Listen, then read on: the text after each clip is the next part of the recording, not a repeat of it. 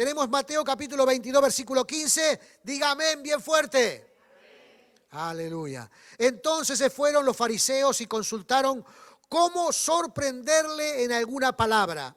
Y le enviaron los discípulos de ellos con los herodianos, diciendo: Maestro, sabemos que eres amante de la verdad y que enseñas con verdad el camino de Dios y que no te cuidas de nadie porque no mira la apariencia de los hombres. Dinos pues, ¿qué te parece? ¿Es lícito dar tributo a César o no? Pero Jesús, conociendo la malicia de ellos, le dijo: ¿por qué me tentáis, hipócritas? Muéstrame la moneda del tributo. Y ellos le presentaron un denario. Entonces le dijo: ¿de quién es esta imagen y la inscripción? Le dijeron: de César. Y le dijo: dad pues a César lo que es de César y a Dios lo que es de Dios. Oyendo esto, se maravillaron y dejándole, se fueron. Amén. Oremos. Señor amado, gracias te damos en esta hora, Padre Celestial. Bendícenos con tu palabra, Señor eterno, en el nombre de Jesús. Derrama de tu gracia, de tu poder y de tu bendición en esta hora, Señor amado. Rogamos en el nombre de Cristo que tu mano poderosa, Señor amado, aleluya, esté manifestándose a la luz de tu santa y divina palabra. Hemos adorado tu nombre, hemos cantado, Dios mío, a tu presencia, hemos buscado, Dios mío, tu rostro para interceder por otros. En esta hora, Padre amado, anhelamos que tu Espíritu poder, Dios mío, ponga palabra en nuestros corazones, Señor eterno. En el nombre de Jesucristo de Nazaret, te damos las gracias y oramos en tu nombre, Cristo Jesús. Amén y amén. Gloria sea el nombre de Jesús. Aleluya. Le puse título a este sermón en esta mañana. Y el título es una pregunta que dice: ¿quién es tu dueño?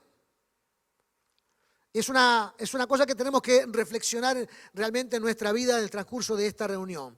Dice aquí, hermanos, en la palabra del Señor, que se comenzaron a reunir para pensar cómo sorprender a Jesús con alguna pregunta que tuviera un doble sentido. Es decir, ellos pensaron y confabularon y armaron un complot, hasta emisarios que fueran al Señor Jesús, que representaban a los fariseos. Los fariseos mandaron a sus discípulos, dice, y mandaron también a los herodianos, que representaban al gobierno. Y se habían puesto de acuerdo para pescar al Señor en una palabra que ellos tuvieran de alguna manera una acción para marcar un delito que Cristo hubiese hecho con el pueblo judío o con los romanos. La pregunta iba dirigida y tenía un doble sentido, con el deseo de que cuando Jesús contestara se pudiera configurar un delito. Se pudiera decir, bueno, aquí está el Señor Jesús diciendo algo que atenta contra el gobierno, el imperio romano, y atenta también contra la religión, la ley judía. Así lo atrapaban entonces y desacreditaban su ministerio. Estaba allí puesto el foco, porque Jesús, hermanos, estaba ganando popularidad, porque tenía ya muchos adeptos, porque la gente venía a escuchar el mensaje de Dios, porque la gente venía a tener un encuentro personal con el mensaje del Evangelio, y ellos veían que ya estaban perdiendo adeptos. Entonces diseñaron esta pregunta que vamos a ver un poquito más adelante. Pero lo que quiero destacar es cómo esta gente se le presenta al Señor. Lo primero que hacen ellos es adular al Señor. Adular al Señor. Dice aquí la palabra de Dios: Maestro, dice, sabemos que eres amante de la verdad y que enseñas con verdad el camino de Dios. Cuidado con los lambiscones. Cuidado con los aduladores. Cuidado cuando vienen y te golpean el lomo y te vienen a demostrar que sos un fenómeno. Pero vamos a hacer otra cosa. Porque dice sí, que ellos reconocían el ministerio de Jesús. Sabían que el Señor Jesús predicaba la verdad, que el mensaje era genuino, que era verdadero. Y también sabían que Jesús siempre presentaba con verdad el Evangelio. Entonces la pregunta, hermanos, que queda pegada a esta reflexión es: ¿por qué no creían? Cuidado, hermanos, con los aduladores. Algunos ya han detectado a los aduladores. A veces les pasa dentro de la propia familia, ¿verdad?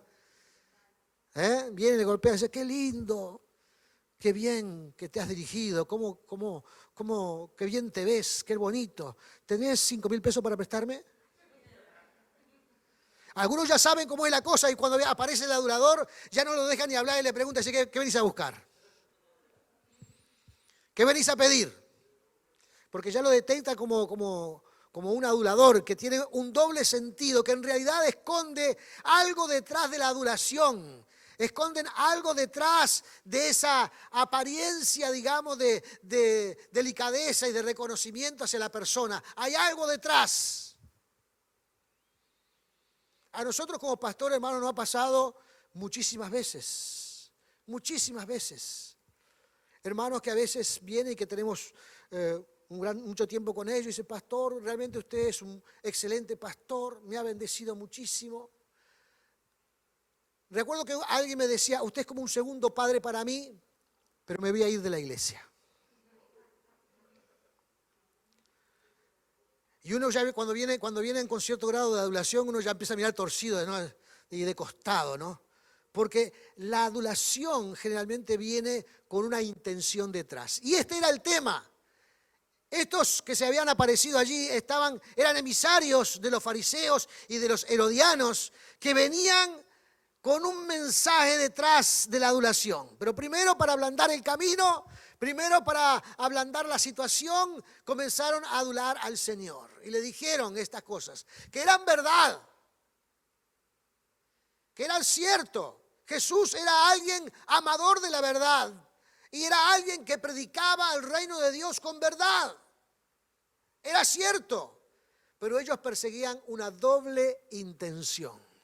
Fíjense, hermanos, que Dios puede leer, hermanos, nuestros pensamientos a la distancia. Dios puede leer, hermanos, nuestras intenciones a la distancia. Si hay alguien que no puede ser engañado, es Dios. Pero, hermanos, hay muchas personas que siempre persisten en sus mentes con la idea de tratar de engañar a Dios. Y aparecen diciendo justamente: Dios me dijo, Dios me habló, Dios esto, Dios lo otro. Pero su reflexión no está en armonía con las Escrituras. No está en armonía con la palabra de Dios. Entonces no puede ser posible que Dios haya hablado algo que no esté en conexión con la palabra de Dios. Y entonces ahí se detecta rápidamente, hermanos, que la intención con la que se viene no es una intención del Señor. Aparte de la adulación y del reconocimiento de que él era alguien que venía con un mensaje verdadero, viene la tercera cosa, lo que realmente venía detrás, era la trampa. La trampa. ¿En qué consistió la trampa en este momento? En traerle una pregunta al Señor que dijera si era lícito pagar tributo, pagar los impuestos o no. A muchos nos gustaría saber si es lícito pagar los impuestos, ¿no? A ver qué opina Dios con respecto de pagar los impuestos. Sobre todo para el uruguayo acá, que tenemos un porcentaje de impuestos muy importante, ¿no? ¿Usted ya sabe lo que Dios quiere con respecto a la idea de pagar los impuestos o no? ¿Qué quiere Dios con respecto a pagar los impuestos? Que los paguemos, muy bien, exactamente. Que seamos responsables con nuestros impuestos. La iglesia no puede evadir, los cristianos no podemos evadir nuestras responsabilidades como ciudadanos y ello incluye pagar impuestos. Aunque a veces hay impuestos que no son muy justos, pero tenemos que ser responsables como ciudadanos y pagar nuestros impuestos. Esta es una verdad importante. Jesús, hermanos, mirando en ellos cuando aparecen con esta trampa y le dicen, ¿es lícito pagar tributo a César o no? ¿Hay que pagar los impuestos o no? Y Jesús, hermanos, que como dije ya conoce la intención, dice, hipócritas, ¿por qué tentáis a Dios? La hipocresía, ¿usted sabe lo que es la hipocresía? La hipocresía, hermanos, es un término griego que viene con referencia al teatro griego, donde alguien representaba un personaje. A esa persona que representaba un personaje en una obra de teatro se le llamaba un hipócrita. ¿Por qué? Porque estaba representando a alguien que no era, pero estaba actuando para los demás. Y aquí el Señor detecta y dice, ustedes están actuando. Ustedes tienen algo escondido detrás. Su intención no es preguntar sobre la verdad del Evangelio, si es bueno pagar impuestos o no, si es correcto pagar impuestos o no. Ustedes traen detrás una artimaña, una trampa para tentar a Dios. Fíjense, hermanos, que aquí la Escritura dice, hermanos, ¿por qué me tentáis? Dice Jesús, ¿por qué me tentáis? Porque la respuesta era ya entendida por aquellas personas que eran ciudadanos en ese momento del Imperio Romano. Había que pagar impuestos. Si el Señor no pagaba impuestos, decía que no se debía pagar impuestos, era alguien que se estaba rebelando y esperaban que dijeran que no.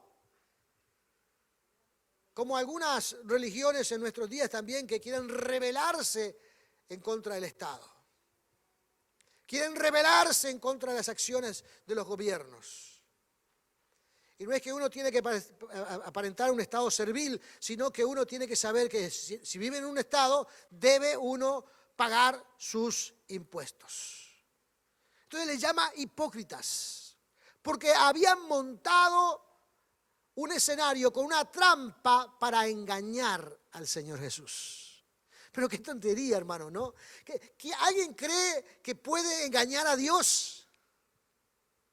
¿Alguien en su sano juicio puede creer que puede engañar al Señor? Y usted dice, bueno, pero lo que pasa es que esta gente no pensaba que Jesucristo era Dios. Sí sabían, porque ellos dicen que este hombre predicaba la verdad, que Jesucristo era amador de la verdad. Era alguien que anunciaba el Evangelio con entusiasmo. Era alguien que transmitía el mensaje que los llevaba al camino de Dios. Entonces ellos sabían que Jesucristo era un enviado de Dios. Pero aún así, hermanos, quisieron engañar a Dios. Hay una arrogancia, hermanos, en el ser humano que a veces, hermanos, no tiene límites. No tiene límites. La soberbia del ser humano, hermanos, es sorprendente. Sorprendente. Hay personas, hermanos, que creen que son todos poderosos. A veces por la posición en que viven, porque tienen a veces recursos ilimitados, o porque tienen poder ilimitado, o porque se creen dueños de la verdad. Creen que pueden llevar adelante, cueste lo que cueste, cualquier cosa que ellos están pensando. Que pueden engañar a Dios y al mundo entero.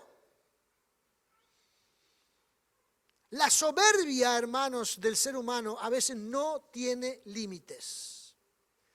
No tiene límites. Por eso pasajes como esto, hermanos, no nos deben de sorprender.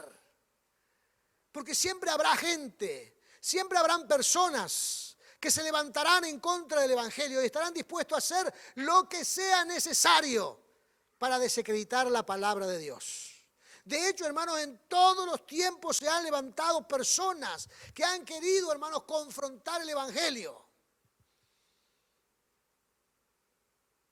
Aquella expresión cuando Jesús estaba entrando a Jerusalén en esa última semana de vida que el Señor tenía antes de ser crucificado, que se denomina en la Biblia como la entrada triunfal. Allí hay una frase, hermanos, muy importante que el Señor Jesús lanza. Porque se acuerda que le tiraban ramas, palmeras y cosas, y Jesús iba entrando sentado en un pollino y todo el mundo gritaba y alababa al Señor. Y los discípulos dijeron, alguien dijo, vamos a callar a esta gente porque está gritando mucho, está alabando mucho a este hombre. Este hombre se está llevando todos los... ¿Quién será? Y Jesús les dijo, si esta gente calla, las piedras van a hablar. Y no sé, hermanos, sobre todo en el siglo XIX y XX, se levantaron muchas críticas en contra de la Biblia y han querido desacreditarla, y se han levantado empresas y se han levantado expediciones para desacreditar sobre alguna cosa que hay en las Escrituras, sobre todo la arqueología. Y han ido a buscar a ver algunas cosas que dicen aquí, esto no existe, esto no es verdad, la Biblia no contiene la verdad, habrá alguna cosa allí, pero no es la verdad. Y se largan a hacer expediciones para buscar cosas y comprueban que la palabra de Dios dice lo que realmente registra la historia. Y quedan sin argumentos ante la poderosa palabra del Señor. Hay muchas, a mí me gusta leer muchos libros que cuentan sobre la arqueología bíblica. Y es muy interesante, es muy interesante.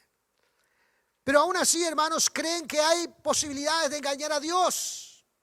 Que hay posibilidades, hermanos, de desacreditar la palabra de Dios. Y siempre se levantarán personas que apuntarán hacia el descrédito de la palabra del Señor. Es imposible. Es imposible. ¿Por qué es imposible? Porque el Señor ha puesto su sello en nosotros. El Señor nos ha marcado, pero no solamente al cristiano, ha marcado al ser humano, porque dice la Escritura que somos hechos a su imagen y semejanza. Entonces, dice aquí, tráigame una moneda. Y le llevaron un denario. Era una moneda importante el denario. El denario a veces se componía en el salario diario. Y le llevan un denario. Dice, ¿quién es? ¿De quién es la imagen que está aquí? Es de César. Y la inscripción es de César. Yo estuve buscando, hermanos, esta moneda que le presentaron a Jesús.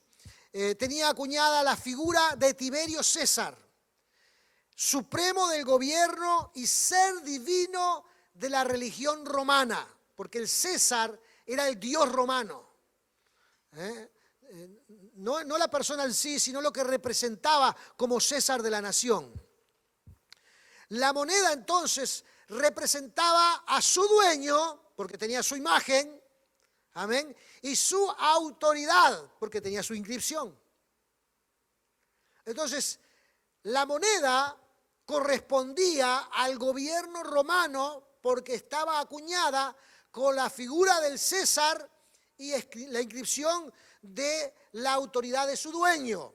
Por lo tanto, el Señor Jesús le dice, dale a César lo que es de César y a Dios lo que es de Dios. Ahora, ¿qué era lo que le correspondía a César? La moneda, ¿correcto? ¿Qué es lo que le corresponde a Dios? ¿A usted? ¿A nosotros? Dios, hermanos, nos acuñó con su imagen. Él puso su imagen en nosotros. Amén. Él, hermanos, nos acuñó con el sello de su imagen y nos dio la autoridad de ser semejantes a Dios, no iguales. El ser humano no es igual a Dios, pero es semejante a Dios. Amén. Entonces, lo que está diciendo, denle a César, la moneda es de César, llévensela, pero fíjense que ustedes han sido sellados, ha sido puesto en ustedes la imagen de Dios. Ustedes le pertenecen a Dios.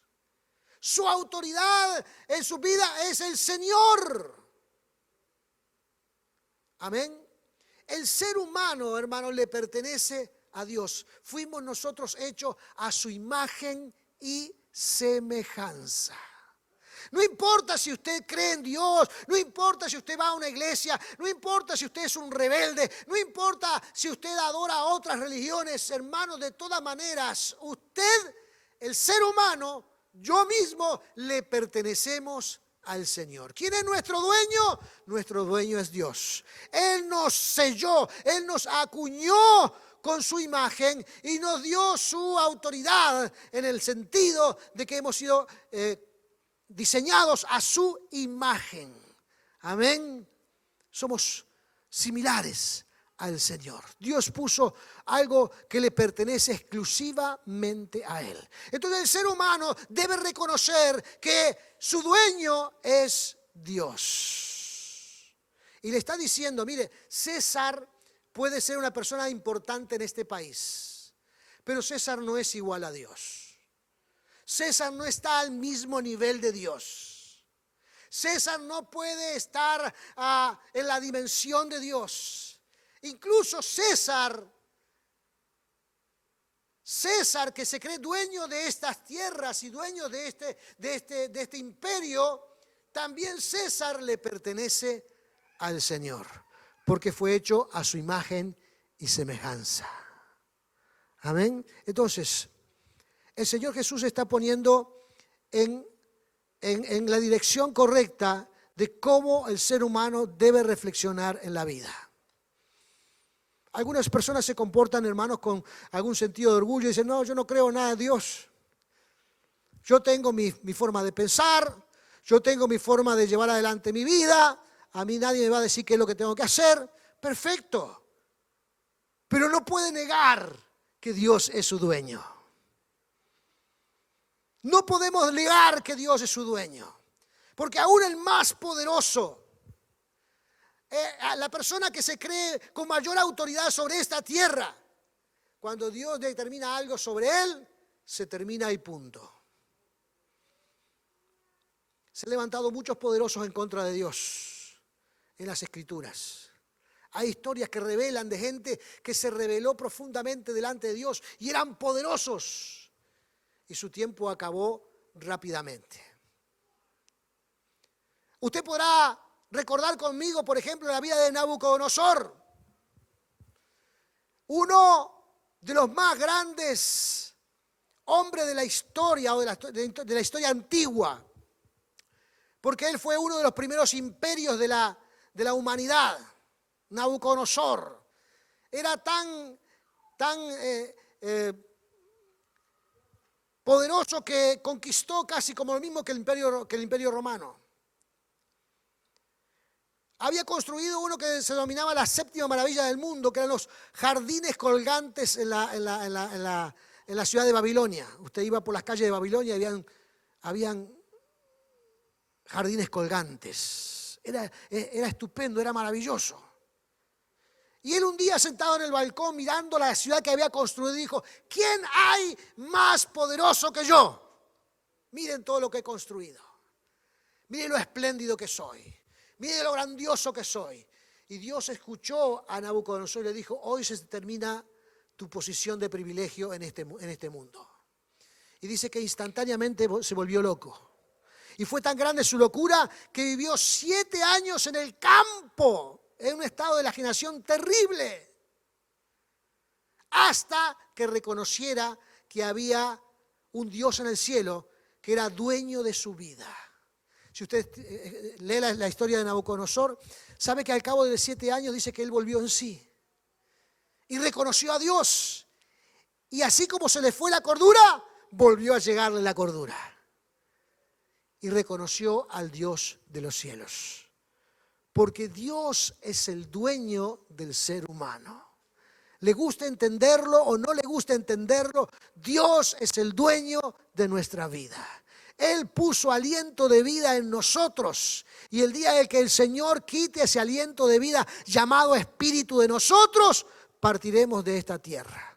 Y nadie tiene control sobre esas cosas. Así que, ¿quién es el dueño de este gran hombre reconocido como el cabeza de la religión romana, el César? El dueño del César es Dios. denle la moneda a César. Está acuñada con su figura, tiene su autoridad, pero deben reconocer que Dios tiene autoridad sobre ustedes, porque Él ha puesto su imagen en nosotros. Amén. Él ha puesto su inscripción en nosotros. Esta gente, hermanos, quedó muda. Esta gente no supo más qué decir.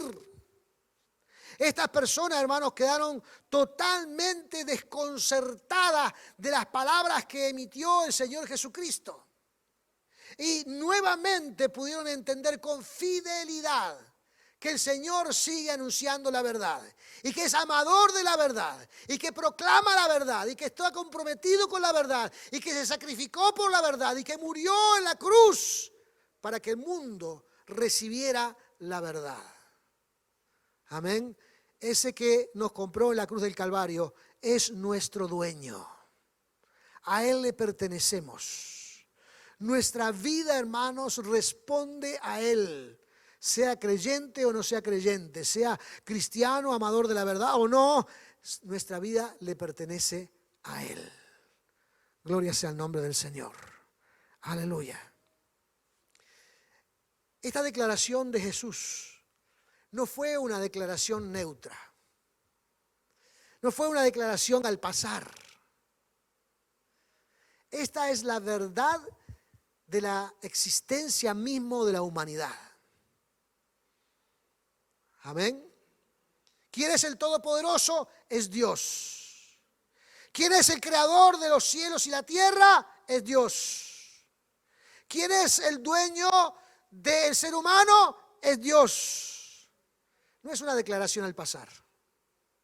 No es una declaración neutra que dice, bueno, si la quiere, si no la quiere no pasa nada. No, no. Esta es una verdad absoluta. Esta es una verdad poderosa. Esta es una verdad que marca la vida del ser humano. Esta es una verdad que nosotros debemos atender todo momento de nuestras vidas. Y reconocer, hermanos, que no somos dueños de nuestra vida. Y que debemos levantar nuestros brazos al cielo por lo que Dios nos ha dado y por lo que tenemos. Y que en esta vida, hermanos, tenemos que ser buenos administradores de las cosas que el Señor nos ha dado. Tenemos que cuidar muy bien lo que Dios ha dado. No tenemos que mirar a ver aquel tiene más, qué privilegio que tuvo. No, no, no. Usted tiene que mirar, esta es mi responsabilidad delante de Dios. Esto es lo que Dios puso delante de mí. Él es dueño de mi vida y me ha puesto en este lugar. Tengo que ser responsable de lo que Dios me ha dado. Amén. Porque Él es nuestro dueño.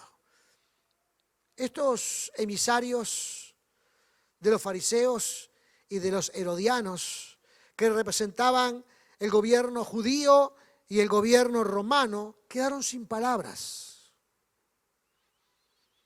Quedaron sin palabras, no pudieron decir nada más. Y se fueron de ese lugar, maravillados de el mensaje que el Señor les dejó. Cuando vinieron, ellos vinieron como que traían la super trampa, ¿vio? Ahora sí lo vamos a agarrar. Ahora sí lo vamos a atrapar. Y vinieron con cierto grado de soberbia donde estaba Jesús. Y vinieron porque creyeron que habían diseñado una trampa que no podía fallar. Era la super trampa. Pero luego que se encontraron con Jesús, se fueron nuevamente cabizbajos, sin palabras. No tuvieron más nada que reconocer que hay un Dios en los cielos. Amén, que es el dueño de nuestras vidas. Amén, que en la persona de Jesucristo transmitió esta verdad espectacular. Que Él es nuestro soberano. Que Él es nuestro creador. Y que nada podemos hacer cuando entendemos que el Señor es el que gobierna nuestra vida. Que Él ha puesto su sello en nosotros, que fuimos creados a su semejanza, que nos parecemos al Señor, que no somos iguales a Él, pero nos parecemos. Hay algo que tiene la apariencia divina en nosotros. hay algo que refleja la apariencia divina en nosotros. Por eso el Señor es nuestro dueño. Usted le pertenece. Yo le pertenezco. Amén. En resumidas cuentas, toda nuestra existencia le pertenece al Señor. Haga lo mejor que pueda con la suya. Haga lo mejor que pueda, hermanos, con su vida para que pueda darle honor a aquel que nos ha marcado, nos ha sellado con su imagen. Haga lo mejor que pueda. Esmérese, preocúpese, entusiásmese con las cosas del cielo. Pero haga lo mejor que pueda, dé lo mejor de sí, para que podamos darle honor a nuestro dueño divino. Amén. No se puede engañar a Dios. No se puede pasar por alto a ninguna de sus observaciones. No se puede, hermanos, venir con arrogancia ante la presencia del Señor. Hay que venir con humildad, reconociéndose como un hijo o discípulo del Señor. Y esto es lo que debemos cultivar en nuestra vida. Amén. Póngase de pie en esta hora. Aleluya. Y creo que este es un buen momento en el nombre de Jesús para decirle al Señor, tú eres nuestro dueño. Este es un buen momento, hermanos. El momento en que dejamos que la palabra de Dios recorra nuestro ser, que la palabra de Dios tenga cabida en nuestra mente. Mientras dejamos que el mensaje del Evangelio inunde todo nuestro ser, poderle decir a través de nuestras palabras, Señor, tú eres nuestro dueño. Señor, tú eres nuestro dueño, nuestra vida te pertenece, mi vida te pertenece, Padre amado, mi andar, mi entrar y salir te pertenecen, Señor amado. Todo lo que tengo te pertenece, Padre Celestial, en el nombre de Jesús. Porque tú eres nuestro soberano, Señor amado. No hay forma o manera de engañarte, Padre amado. Tú eres quien nos ha puesto ese sello que representan tu imagen. Amén. Que representan, Dios mío, tu apariencia, Señor eterno, en el nombre de Jesús. Señor amado, por lo tanto te ruego en esta hora, Padre amado, habla a nuestro corazón, habla a los presentes, habla a nuestra vida.